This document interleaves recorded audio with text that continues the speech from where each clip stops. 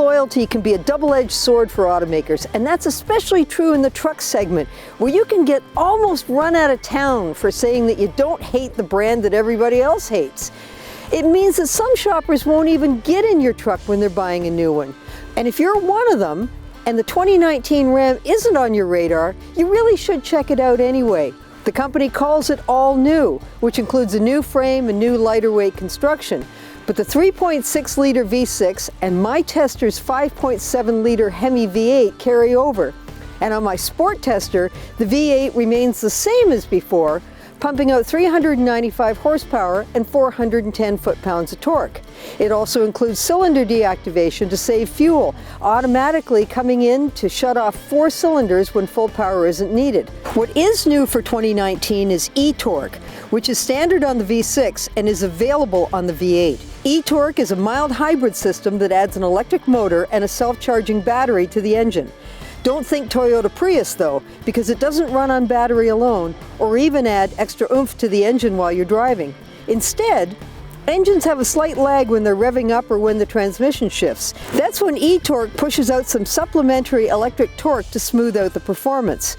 But it's subtle, and if you're considering it, you should test drive a V8 with and without it before you plunk down the extra money. As before, the 8-speed automatic is shifted through a dial, which saves a lot of console space for cargo. My truck's 4x4 system includes an auto setting, which is a nice feature to have. Without it, you shouldn't drive in 4-wheel on dry roads because it can cause tire or driveline wear. But you can in auto, and that helps on roads where you might get alternating patches of dry and then snowy or wet pavement. The 2019 Ram starts at $43,195 before any discounts or incentives. Now that's for a quad cab. You can also get a crew cab as I have, but so far, those two are so popular that Ram hasn't added a regular cab to production yet. I have the Ram Sport, which is actually exclusive to Canada. My Sport crew cab begins at $60,795, but it has a long list of options, and that takes it north of $75,600. One of those options is power running boards, and they're a nice touch. Because like every other full-size truck on the market today, Ram suffers from TFB syndrome, too friggin' big. Getting in and out can be a little easier with my truck's optional 4-corner air suspension, an $1,895 option that automatically raises or lowers the suspension for aerodynamics, and it auto levels when the truck is loaded. Even so, if you're planning on working your truck, be careful, because the weight of this system cuts into the payload.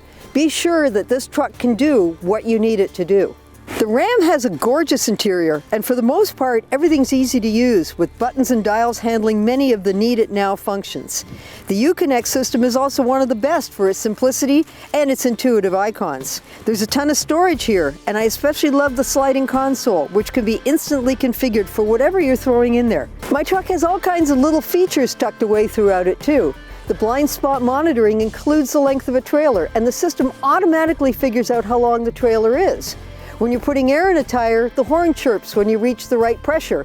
I first saw this system on Nissan, and it's pretty cool. And this Ram can even park itself, parallel or perpendicular, although as with most of these systems, it's actually faster to do it yourself.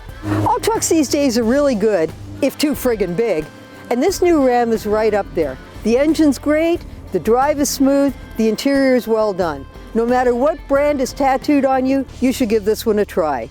For Driving.ca, I'm Jill McIntosh.